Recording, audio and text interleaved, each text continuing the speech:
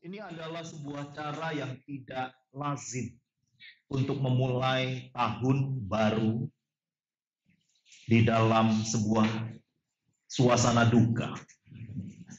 Bukan sesuatu yang tiap hari kita alami. Memulai tahun baru 1 Januari, tetapi kita kehilangan orang yang sangat-sangat kita kasihi. Pertanyaan besarnya adalah, kalau begitu, apakah Tuhan masih baik ya? Apakah Tuhan masih pegang kontrol kehidupan kita ya?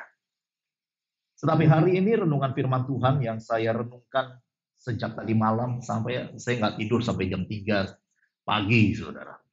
Dan saat itu tim pastoral juga kontak-kontak, kita koordinasi. Dan waktu saya tidak tidur, saya renungkan betul-betul apa sebetulnya makna Tuhan. Dan firman Tuhan ini bukan untuk beliau, almarhum pendeta Alfredus Sihombing, tapi firman Tuhan hari ini untuk kita semua yang masih di dalam perjalanan hidup. Dan tentunya kalau Anda seperti saya, kita semua akan bertanya-tanya, Tuhan, kok di tengah-tengah trompet, di tengah-tengah sukacita pergantian tahun, di tengah-tengah yang seharusnya manusia bersukacita, kok Tuhan izinkan?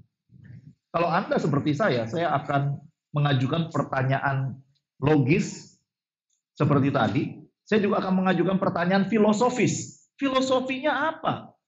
Bukankah kita semua nggak pernah lihat Tuhan secara fisik? Tetapi kita punya iman bahwa pasti ada Tuhan. Nah, itu filosofis, saudara. Filosofis artinya sebuah sistem kepercayaan. Apakah kita masih bisa punya kepercayaan kepada Tuhan? Bahwa Tuhan memang betul-betul baik. Apalagi hambanya yang dikasihi adalah seorang hamba Tuhan. Mungkin kalau Anda seperti saya bertanya, Tuhan paling enggak tunggulah sampai tanggal 5. Betul kan? Tunggulah sampai semua ibadah-ibadah perayaan tutup tahun, ibadah awal tahun bisa dilayani dulu oleh hambanya. Bisa menumpangkan berkat dulu untuk setiap jemaat yang ada di sini. Setelah semua pekerjaannya selesai, pelayanannya puncak ini selesai, bolehlah Tuhan. Berikanlah waktu sedikit saja. Pertanyaan-pertanyaan demikian tidak mudah, saudara. Dan itu pun juga yang saya renungkan sampai jam 3 pagi tadi. Itu sebabnya izinkan saya untuk men-sharing apa yang saya temui, apa yang saya dapatkan di dalam perenungan-perenungan ini. Saya catat bahwa yang terbesar dalam hidup ini bukanlah kehilangan. Bukan kehilangan pekerjaan. Mungkin di saat-saat COVID ada yang kehilangan pekerjaan. Kehilangan harta.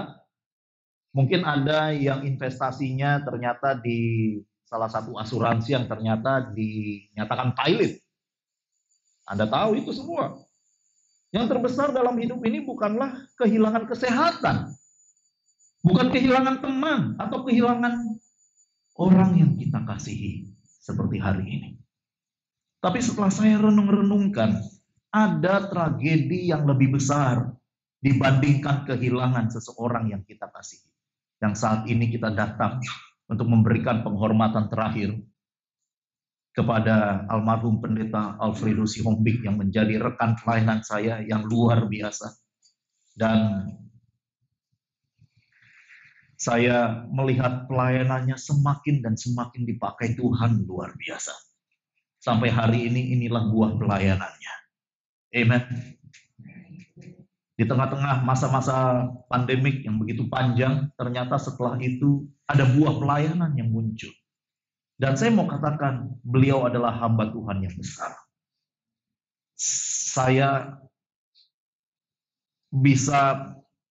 Kita semua bisa menilai orang yang tulus dengan yang tidak, betul ya. Kita semua bisa tahu apakah seseorang melakukan pelayanan, pekerjaan sepenuh hati atau ada udang di balik batu, nanggap kan ya. Tapi saya ingin katakan selama saya bersama-sama hambanya, pendeta Alfredus Sihombing, kerendahan hatinya luar biasa. Betul? Amen. Sedikit tadi saya bincang-bincang saja, sedikit saja dengan Bu Siska. Kok hambanya nggak dipakein sepatu? Ada yang pernah perhatikan nggak? Ternyata hambanya Menggunakan kaos kaki saja. Ini pertanyaan sederhana kan ya. Saya beberapa bulan yang lalu, bulan Juli ya, Opa dipanggil Tuhan. Opa anak saya, berarti ayah saya dipanggil Tuhan. Saya berikan yang terbaik semuanya gitu. Ya kan, jam tangan dibeliin baru gitu. Jasnya juga dibeliin baru, semuanya baru gitu.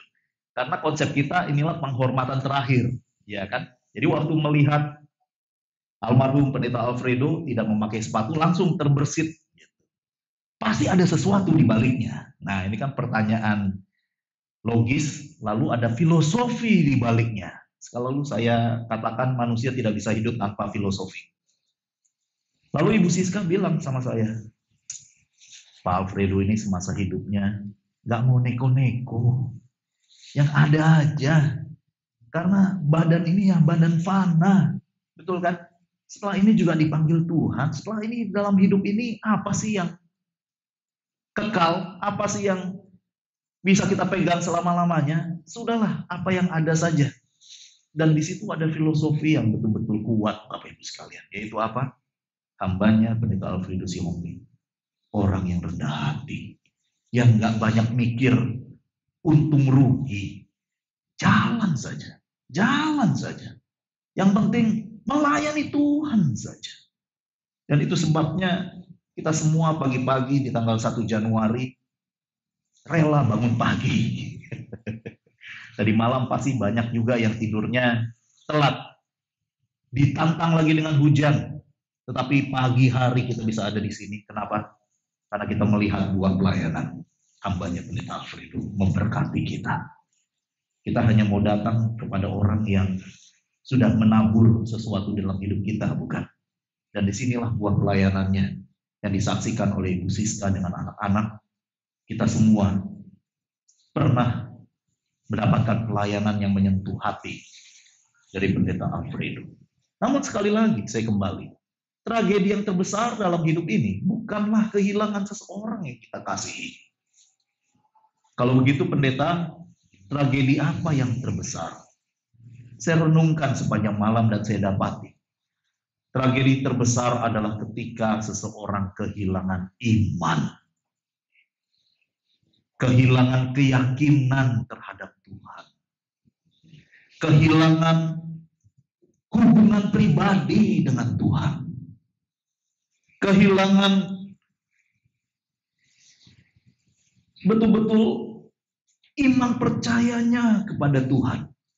Saya ingin katakan itu adalah tragedi yang terbesar. Dan momen-momen seperti ini, izinkan saya berkata, saya melayani bukan 1-2 hari. Momen-momen seperti ini bisa menjadi batu sandungan buat iman kita. Saya harus katakan, ada sebuah fakta, yaitu seorang dokter di Amerika, dia dosen dan dia juga gembala. Dia sudah sampai doktor dari Southwestern Baptist Theological School. Seminari. Dia kalau ditanya mengenai imannya, jangan didebat. Kalau mengenai teologi, tidak ada bandingannya. Tetapi suatu hari, saudara, anak laki-lakinya kecelakaan, umur 20-an, kecelakaan di USA, dan betul-betul membuat dia syak luar biasa. Dan dia menyimpulkan, dia berkata begini, Tuhan, kurang apa lagi saya? Saya pendidikan sampai profesor. Saya melayani Tuhan bahkan 25 jam sehari. Saya tidak pusing mengenai bisnis, saya nggak pusing mengenai investasi. Saya hanya ada di rumah Tuhan setiap weekend. Dan setiap hari kerja saya menjadi dosen di sekolah teologi. Kurang apa lagi saya? Pertanyaannya, kalau begitu kenapa Tuhan tidak melindungi anak saya satu-satunya? Laki-laki. Apa yang terjadi, saudara? Setelah anaknya meninggal, dengan berat hati saya harus katakan, dia lepaskan posisinya sebagai pendeta. Dia resign dari jabatannya sebagai dosen. Dan dia menyatakan secara publik, dia seorang ateis. Karena ternyata Tuhan yang dia sembah selama ini hanyalah konsep pikir belaka, yang tidak bisa melindungi anaknya. Dan dia meninggal sebagai seorang ateis. Itu sebabnya hari ini saya mengundang kita semua. Jangan sampai tersandung, saudara. Jangan sampai kita kaget sekaget-kagetnya sehingga kita akhirnya harus berkata, saya seorang ateis. Itu sebabnya saya tadi katakan, tragedi yang terbesar bukanlah kehilangan orang yang dikasihi, tapi kehilangan iman di dalam Tuhan. Kehilangan kepercayaan di dalam Tuhan. Dan kehilangan keyakinan itu betul-betul tidak ada yang bisa meyakinkan, saudara. Izinkan saya saat ini juga mengevaluasi seorang pribadi di dalam firman Tuhan yang juga kehilangan segala-galanya. Tadi kita melihat ada satu kasus seorang doktor teologi di Amerika meninggal sebagai ateis. Tetapi dia bukan satu-satunya orang yang pernah kehilangan. Di dalam firman Tuhan ada seorang tokoh yang juga kehilangan segala-galanya. Mari kita perhatikan dan kita renungkan. Namanya adalah Ayub. Ayub kehilangan penghasilan dan hartanya. Walaupun dia saleh, walaupun dia kaya, diberkati, tetapi ada saatnya dalam Ayub 1:14 dikatakan, datanglah seorang pesuruh kepada Ayub dan berkata, sedang lembu sapi membajak dan keledai-keledai betina makan rumput di sebelahnya, habislah mereka semua, ternak-ternaknya. Dia kehilangan segala sesuatu dalam satu hari, saudara. Bukan hanya harta, Ayub kehilangan kesehatannya. Saya bacakan bagi kita sekalian Ayub 2 ayat 7. Kemudian iblis pergi dari hadapan Tuhan. Lalu ditimpanya Ayub dengan bara yang busuk dari telapak kakinya sampai ke batu kepalanya. Dia ditimpa sakit penyakit, saudara. Sampai kesehatannya betul-betul lebih parah daripada COVID-19. Lebih parah daripada semua penyakit yang bisa kita derita. Dia bukan hanya kehilangan harta, kesehatan, tetapi dia kehilangan teman-teman sahabat di saat dia berduka. Ayub 2:11-13. Ini adalah Nadab Abihu. Lalu mereka duduk bersama-sama dia di tanah selama 7 hari 7 malam. Seorang pun tidak mengucapkan sepatah kata kepadanya karena mereka melihat bahwa sangat berat penderitaannya. Bukankah orang bilang begini ya? Teman yang sejati itu, apa saudara? Bapak Ibu semua? Teman sejati itu ada di kala susah. Ada di kala duka. Betul ya? Itu baru namanya sahabat. Itu baru namanya teman sejati. Betul kan? Kalau kita lagi kaya, kita lagi happy, kita lagi sukses, kita ajak undang party, kita undang 50 yang datang 10.000 kali ya. AA, teteh, oom, dipanggil, diajak semua untuk sama-sama ikut party. Tapi saya ingin tanya Bapak Ibu sekalian, kalau Anda sedang berduka, ternyata sahabat Anda yang masih ada di kota itu dan kita tahu bahwa dia punya waktu lowong, dia nggak datang. Rasanya gimana, saudara? Sakit ya? Terus waktu kita tanya, lu kok nggak datang waktu kemarin gini-gini? Sorry, kenapa? Aduh, lagi ngurusin ini nih, Bitcoin. Lagi ngurusin investasi, lagi seru-serunya. Oh gitu. Lu yang dibilang sahabat, begitu. Benar nggak saudara? Ini Ayub. Sahabat-sahabatnya nggak bisa ngomong apa-apa. Menjaga jarak dan menjauh. Apa yang Ayub alami, saudara? Yang keempat, ini yang juga kita alami hari ini. Kehilangan orang yang dikasihi. Ayub 1:18-19. Saya bacakan buat kita. Sementara orang itu berbicara, datanglah orang lain berkata, anak-anak tuan yang lelaki dan perempuan sedang makan, minum anggur di rumah saudara mereka yang sulung. Maka tiba-tiba angin ribut bertiup Dari sebelah padang gurun rumah itu dilanda pada 4 penjurunya dan roboh menimpa orang-orang muda itu sehingga mereka mati. Anak-anak Ayub mati semuanya. Dia kehilangan orang-orang yang dia kasihi. Pertanyaannya adalah, sekali lagi, apakah Ayub tetap bertahan? Saudara yang dikasihi Tuhan, yang diuji saat ini bukanlah hanya Ayub, tetapi yang diuji juga adalah istri Ayub, saudara. Apa ujiannya? Bagaimana kita bisa berkata Ayub melewati semua ujian? Yaitu adalah setelah proses ini kita lewati. Apakah kita tetap bertahan di dalam iman atau tidak? Betul. Firman Tuhan saya lanjutkan berkata, inilah respon istri Ayub, saudara. Yang melihat suaminya sakit-sakitan, yang melihat anak-anak istri Ayub mati, yang melihat bisnisnya hancur luar biasa. Ini respon seorang istri Ayub. Saya tidak sedang membahas gender, ya. Jadi ibu-ibu sekalian, saya tidak sedang berkata, wah memang kalau perempuan begitu, wah memang kalau perempuan memang gak punya iman. Saya tidak berkata demikian. Banyak pria-pria, wanita-wanita yang lemah iman. Sekali lagi bukan gender, tetapi dua perilaku. Dikatakan begini dalam Ayub 2 ayat 9, istri Ayub berkata, maka berkatalah istrinya kepada Ayub, masih bertekunkah engkau dalam kesalehanmu? Kutukilah Allahmu dan matilah. Bapak Ibu sekalian yang dikasihi Tuhan, respon kita ketika Tuhan tidak bekerja sesuai dengan apa yang kita mau, kita bisa berkata seperti ini, saudara. Tetapi hari ini kita mau belajar. Ayub memiliki respon yang berbeda.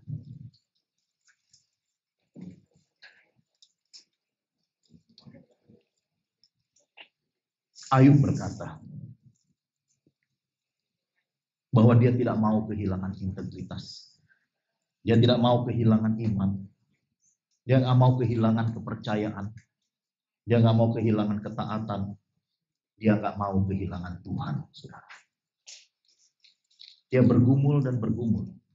Tentunya keluarga dan anak-anak yang ditinggalkan ada pergumulan. Tentunya keluarga besar dari pihak Ibu Siska dan pihak almarhum pendeta Alfredo Sekembing pasti ada pergumulan setelah ini. Tentunya gereja ini pun memiliki pergumulan. What's next? Apakah memang tetap Tuhan bisa dipercaya atau tidak? Ayub memiliki pergumulan. Tetapi di tengah-tengah pergumulannya, dia berjumpa justru dengan Tuhan kembali. Izinkan saya membaca Ayub 42 ayat yang kedua. Setelah dia kehilangan harta, kehilangan orang yang dikasihi, kehilangan teman-teman, sahabat-sahabat, kehilangan kesehatan, Ayub berkata, aku tahu bahwa engkau sanggup melakukan segala sesuatu dan tidak ada rencanamu yang gagal. Saya ingin katakan rencana Tuhan bagi gereja ini tidak gagal. Yang percaya katakan amin. Saya percaya kehendak dan rencana Tuhan bagi gereja ini tetap maju dan tetap berjalan. Yang percaya katakan amin. Saya percaya kehendak Tuhan dan rencana Tuhan yang terindah bagi Ibu Siska dan seluruh anak-anak, seluruh keluarga besar tetap indah pada waktunya. Amin. Ini yang Ayub dapati. Dan kemudian terakhir dia berkata, Ayub 42 ayat yang kelima dia berkata demikian. Hanya dari kata orang saja aku mendengar tentang engkau, tetapi sekarang mataku sendiri memandang engkau. Justru di sini kita melihat, saudara, bahwa di tengah-tengah duka sekalipun, kalau kita mau percaya kepada Tuhan, kita bisa berkata sekarang, ketika kami semua melihat almarhum jenazah Pendeta Alfredo Sihombing ada bersama-sama dengan kita di peti ini. Kita mau berkata, Tuhan, orang-orang lain di dunia lagi party, orang-orang lain di dunia lagi makan-makan enak-enak merayakan tahun baru. Tapi justru di tempat ini, kami semua sidang Pekabungan berjumpa dengan Tuhan. Pertanyaannya yang terakhir adalah, dari mana saya berjumpa dengan Tuhan sebagai sidang perkabungan? Saya catat satu hal, saudara, yaitu melihat kehidupan Pendeta Alfredo Sihombing. Sekali lagi, dia tidak lepas dari imannya di hari-hari terakhir. Waktu kesehatannya hilang, keluarga berkata, Pendeta Alfredo Sihombing masih di laptopnya mempersiapkan khotbah untuk hari-hari tutup tahun dan awal tahun. Kesehatannya menurun, tapi tetap dia persiapkan yang terbaik. Amen. Kalau beliau saja sampai hari akhirnya memiliki iman keyakinan yang kuat, saya harus berkata, kalau Anda semua ada di ruangan ini dan memberikan penghormatan terakhir, berikanlah penghormatan terakhir bagi beliau dengan cara tidak pernah lepas dari imanmu kepada Tuhan. Amen. Anak-anak, Ibu Siska, dan seluruh keluarga besar, janganlah kita lengah. Jangan sampai intimidasi dan semua peristiwa kegagalan dan yang menyedihkan membuat kita kecewa dengan Tuhan. Tetapi sekali lagi, saya harus katakan, hari ini kita bangga dengan beliau, Pendeta almarhum Alfredo Sihombing. Karena manusia tidak pernah ada yang sempurna, saudara. Tetapi setidak-tidak sempurnanya manusia, ada hal yang bisa kita teladani. Bahwa ia selalu tetap di dalam imannya. Dan jika kita mau memberikan penghormatan, yaitu dengan cara, teladanilah beliau. Jangan lepaskan iman sampai detik terakhir. Jangan kita goyah dengan fenomena-fenomena dunia. Di dunia sedang bersuka, kita sedang berkabung. Aduh, kayaknya kalau gitu nggak ada Tuhan. Hati-hati, saudara. Justru di sini saya ingin sampaikan, tragedi yang terbesar adalah jika Anda kehilangan iman. Tragedi terbesar dalam hidup adalah jika Anda lepas dari genggaman Tuhan. Tragedi terbesar adalah ketika Anda mundur dari iman Anda dan tidak mengikut Tuhan lagi. Tapi hari ini saya percaya, Roh yang Kudus ada di tengah-tengah kita. Memberikan kekuatan, memberikan penghiburan, memberikan pengertian bahwa segala sesuatu ada di dalam kehendak Tuhan yang sempurna. Mari kita tunduk kepala, kita berdoa.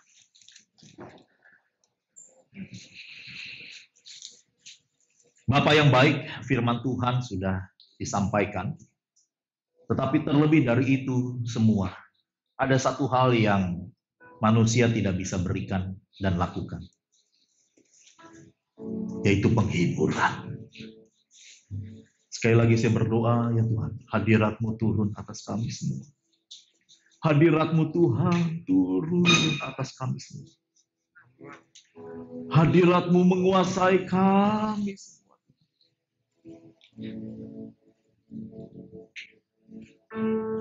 Karena kami percaya ketika Roh-Mu yang kudus ada di tengah-tengah kami, Engkau adalah penghibur.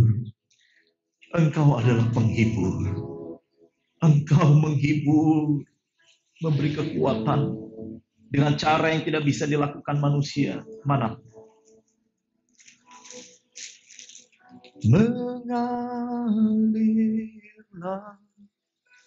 kuasa Roh Kudus, mengalirlah di tempat ini, mengalirlah oh Roh Kudus,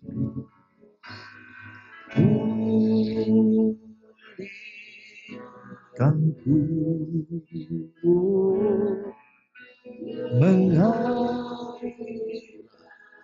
Biarlah penghiburan dari Roh Kudus, kekuatan dari Roh-Nya yang kudus, penyertaan dari Roh Kudus, itu yang kami butuhkan, Tuhan. Itu yang keluarga butuhkan. Terjadi saat ini. Mari kita berdiri bersama-sama. Katakan sama-sama. Mengalir di tempat, mengalirlah Roh-Mu. Hiburkan, hiburkan, mengalirlah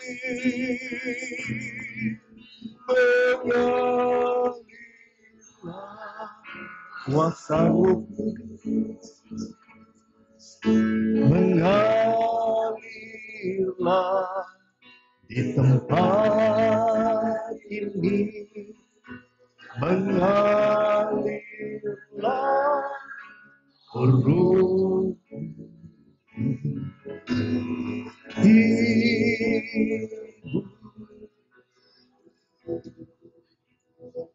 Bapak yang dikasihi Tuhan,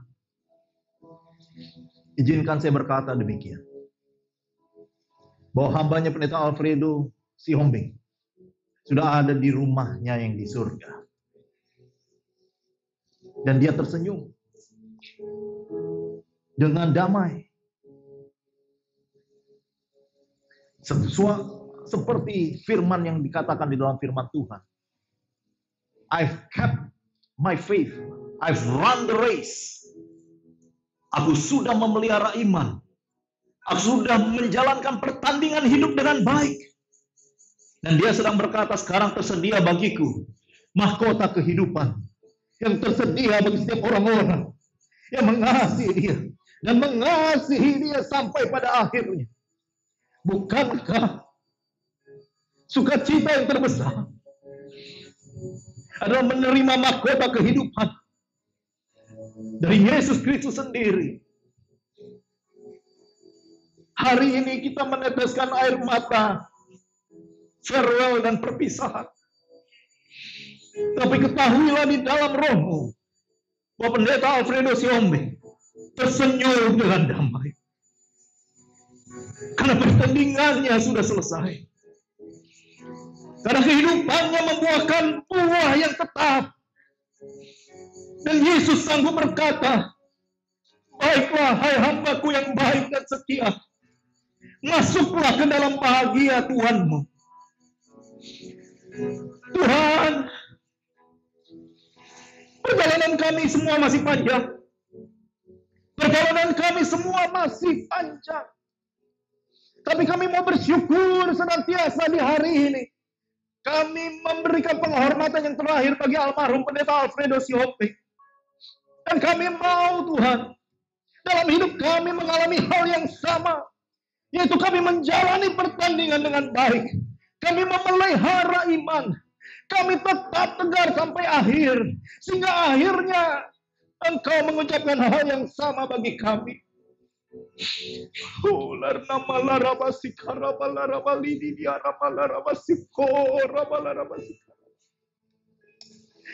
Haleluya, haleluya, haleluya. Seorang jenderal ketika dia meninggal mendapatkan penghormatan militer yang terbaik. Tokoh-tokoh besar mendapatkan upacara-upacara yang tidak standar. Tapi hari ini saya ingin katakan satu hal.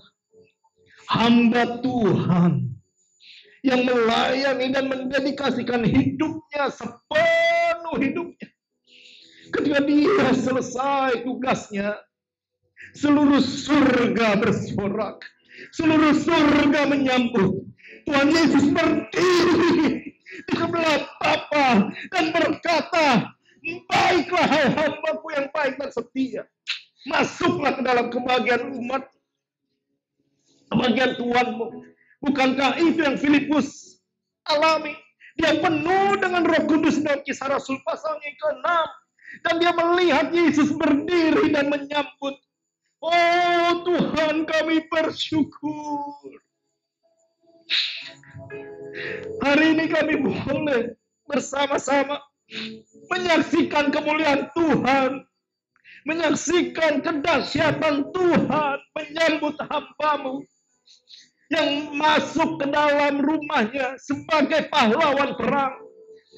Betapa banyak orang-orang yang sudah dilepaskan dengan kuasa jahat. Berapa banyak jemaat-jemaat Tuhan yang dilepaskan dari kuasa-kuasa si iblis selama masa hidupnya. Betapa banyak jemaat-jemaat yang diberkati melalui pelayanan-pelayanannya. Karena itu kami hanya bisa bersyukur, Tuhan. Kami berkesempatan mendapat jamahan, sentuhan dari kehidupan hamba-Mu yang setia. Di balik semua duka air mata, ada kebanggaan di dalam hati kami. Bisa bersama-sama dengan beliau. Dan kiranya sekali lagi, pengurapan, penghiburan, penyertaan Roh Kudus mengurapi Ibu Siska, 3 anaknya. Anak-anak mungkin kalian belum bisa mengerti mengapa so sudden, mengapa begitu cepat. Tetapi selalu ada rencana Tuhan. Jangan tinggalkan Tuhan. Jangan luntur iman. Percayalah. Satu hari nanti, bukankah mantel ayahmu turun ke atas? Dan kau akan lihat gaya hidupnya menjadi inspirasi dalam hidupku. Bukankah kau akan lihat hari-hari ke depan mantel pengurapan yang kuat itu turun atasmu. Dan engkau akan sanggup berkata, aku bangga memiliki ayah yang luar biasa. Kita tidak bisa melihat dan mengerti rencana Tuhan hari ini yang terbaik. Tapi dengan iman, kita memandang ke depan. Tuhan, kami mau menutup ibadah ini. Bahwa semua baik. Bahwa semua baik. Bahwa semua baik. Semua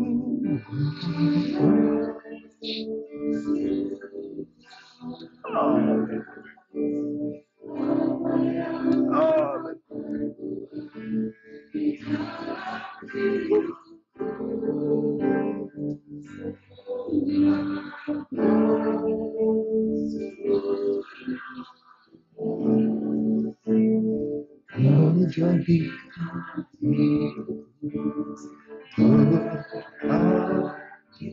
Semua apa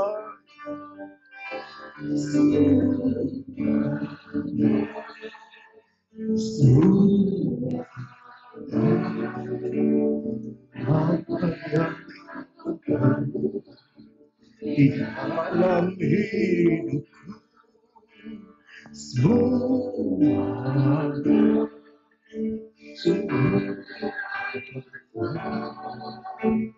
tak jadikan hidupku.